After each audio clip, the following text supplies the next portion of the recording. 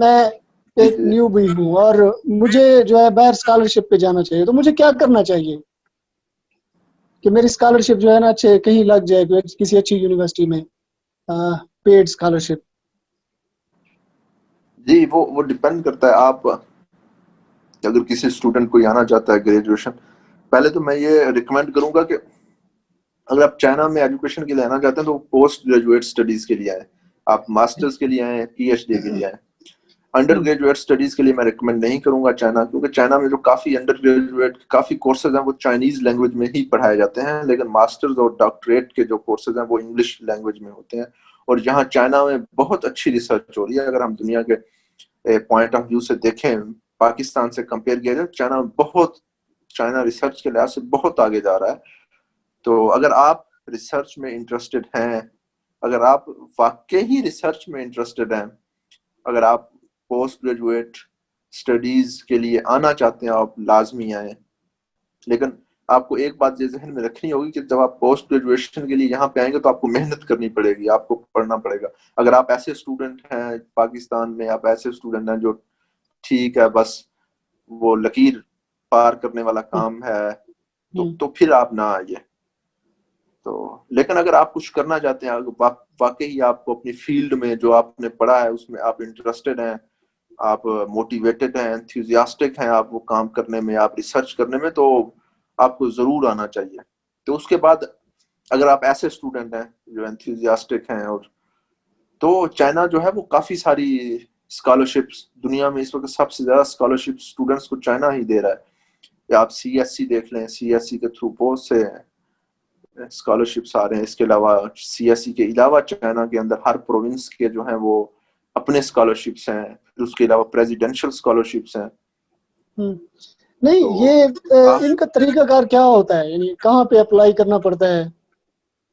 कहाँ पे देखिए अप्लाई करना पड़ता है, या किसी सीएससी का, रेफरेंस के थ्रू मिलता है? किसी रेफरेंस के थ्रू मिलती है स्कॉलरशिप? क्या होता है असल में? इनकी बेसिक बेसिक जो है ना वो गेम क्या होती है? नहीं बेसिक आपको मैं बताऊं, सीएससी स्कॉलरशिप जो है, चाइनीज गवर्नमेंट स्कॉलरशिप काउंसिल जो है, वहां पे इनकी वेबसाइट है। आप जाएंगे,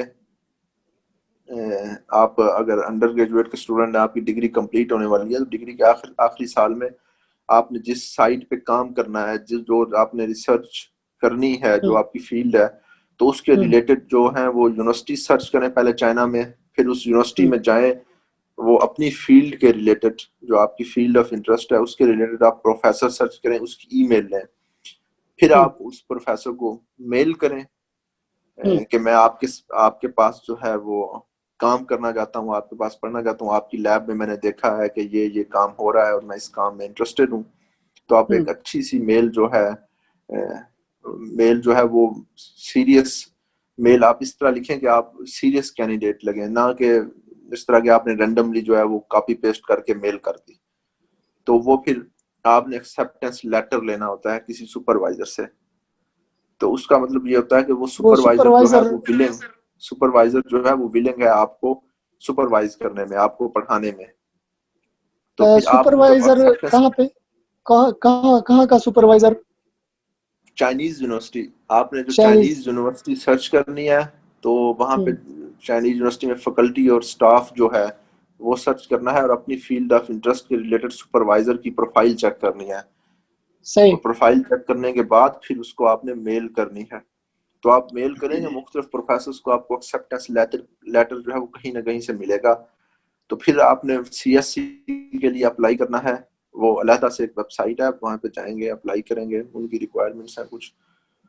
तो हुँ, उसके बाद अगर आपके पास एक्सेप्टेंस लेटर होगा तो आपके चांसेस जो हैं वो मैक्सिमम होंगे स्कॉलरशिप के। अगर आपके पास एक्सेप्टेंस लेटर नहीं है तो भी आपके चांसेस हैं, लेकिन वो चांसेस आपके कम हो जाएंगे। अगर आपके पास एक्सेप्टेंस है तो आपके चांसेस ज्यादा हो जाएंगे। इसके अलावा बाकी स्कॉलरशिप्स भी हैं, प्रोविंशियल स्कॉलरशिप्स हैं, प्रेसिडेंशियल स्कॉलरशिप्स हैं। वो भी हुँ, आपको सुपरवाइजर्स के थ्रू ही मिलेंगी। अगर कोई आप सुपरवाइजर्स को आपने मेल की है और उनमें से कोई विलिंग है, हुँ, तो आप बाकी स्कॉलरशिप्स पे भी अप्लाई कर सकते हैं। वो आप हर यूनिवर्सिटी की वेबसाइट के थ्रू अप्लाई कर सकते हैं। हुँ, सही, सही। अच्छा, ये पेड होती है जो स्कॉलरशिप, क्या होता है इसमें? कितना देते हैं? पर ईयर क्या कितना देते हैं? चाइनीज गवर्नमेंट कितना पे करती है? जी जी, ये स्टूडेंट्स जो रिसर्च स्टूडेंट्स होते हैं, मास्टर्स और पीएचडी, इनके लिए जो स्टाइपेंड होता है सीएससी में जो है वो मास्टर स्टूडेंट्स का 3000 आरएमबी होता है पर मंथ। तो जो पीएचडी स्टूडेंट्स का होता है वो 3500 आरएमबी होता है पर मंथ। तो बाकी इसके अलावा प्रेसिडेंशियल और प्रोविंशियल स्कॉलरशिप होते हैं, उनमें भी तकरीबन पर मंथ अगर आप करें तो 3000 2500 आरएमबी पर ईयर होता है। तो आप इसमें इजीली जो है वो अपनी अच्छी जो लाइफ जो है यहाँ पे गुजार सकते हैं बगैर किसी मसले के। और इसके अलावा आपकी जो होती है ट्यूशन फीस, वो भी बिल्कुल आपकी नहीं देनी होती। आपकी जो रिहाइश होती है, जो यहाँ पे हॉस्टल्स हैं, वो भी आपके बिल्कुल फ्री होते हैं। आपकी इलेक्ट्रिसिटी, आपकी गैस, हर हम्म, चीज जो है वो आपके लिए फ्री होती है। तो जो आपको मंथली जो स्टाइपेंड बचता है वो more than enough, I will say that more than enough. तो आप अच्छे तरीके से जो है वो अपनी स्टडीज यहाँ पे कंप्लीट कर सकते हैं। ऐसी कोई यूनिवर्सिटी आपके जहन में जो आप रिकमेंड करने चाहें किसी स्टूडेंट को कि वहाँ पे जो है ना अप्लाई करना चाहिए? चाइना में देखें काफी सारी यूनिवर्सिटीज हैं, बहुत सी यूनिवर्सिटीज हैं यहाँ पे। चाइना में जो है आपको एक सिटी में दो दो तीन तीन यूनिवर्सिटीज आपको मिल जाएंगी और बहुत अच्छी यूनिवर्सिटीज हैं। तो हम्म, दरअसल रिसर्च जो होती है, जो पोस्ट ग्रेजुएट स्टडीज होती हैं, एमफिल और पीएचडी में, इसमें यूनिवर्सिटी से ज्यादा सुपरवाइजर जो हैं वो मैटर करते हैं। तो ये फिर जब जो जो स्टूडेंट इस फील्ड में, रिसर्च वाली फील्ड में आता है, फिर उसको ये खुद आइडिया होता रहता है कि मेरे लिए जो है वो क्या बेहतर है। पहले तो मैं ये कहूंगा, आप अगर स्कॉलरशिप पे करना चाहते हैं मास्टर या पीएचडी, तो हम्म, आप अगर चाइना में आपका किसी भी यूनिवर्सिटी में हो गया स्कॉलरशिप में, तो आपको जाना चाहिए।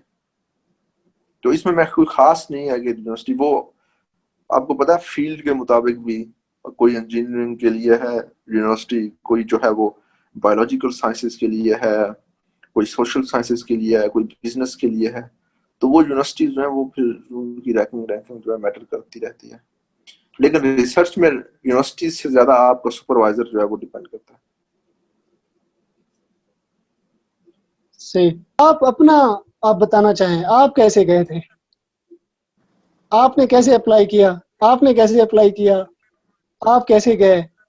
और आपको जो है वो कितना यूनिवर्सिटी वाले पे कर रहे हैं? यानी आपकी ज़िंदगी कैसे गुज़र रही है वहाँ पे? आप यहाँ घर में भी भेज दिए हैं या उधर ही सारा जो है ना वहाँ के अखराजात में ही ख़त्म हो जाता है? तो आप अपनी लाइफ़ के बारे में कुछ बताएँ। जी जी, बस मैं असलम भाई, मेरी ये स्टोरी आपको पता तो है। आप फिर मजे लेने के लिए जो है वो सवाल पूछ रहे हैं। मैं यूं, बस मेरा कोई कोई वो प्लानिंग नहीं थी इतनी खास कि हुँ, मैंने जो है पाकिस्तान में था। आपको आइडिया है कि मैं जो है वो कम सीएसएस की तैयारी कर रहा था। तो उस दौरान मेरा कोई भी इरादा नहीं था मास्टर्स का या एमफिल का पाकिस्तान से। तो हुँ, हुआ कुछ यूं कि मैंने सीएसएस जो है 2019 वो अटेम्प्ट किया। तो उसके बाद फ्री था मैं। तो उसी दौरान जो है वो कुछ स्कॉलरशिप्स के लिए कुछ पोजीशंस आई।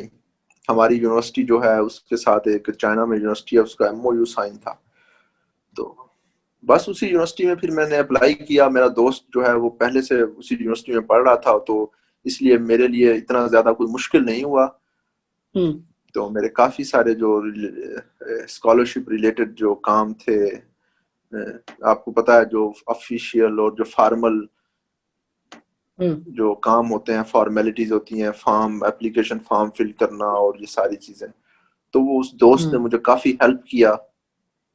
तो उसी दोस्त की वजह से तो उसने बाकी जो चीजें थी, जो फॉर्मेलिटीज थी, जो तो उसने काफी हद तक हेल्प किया और मेरे लिए काफी चीजें आसान हो गई।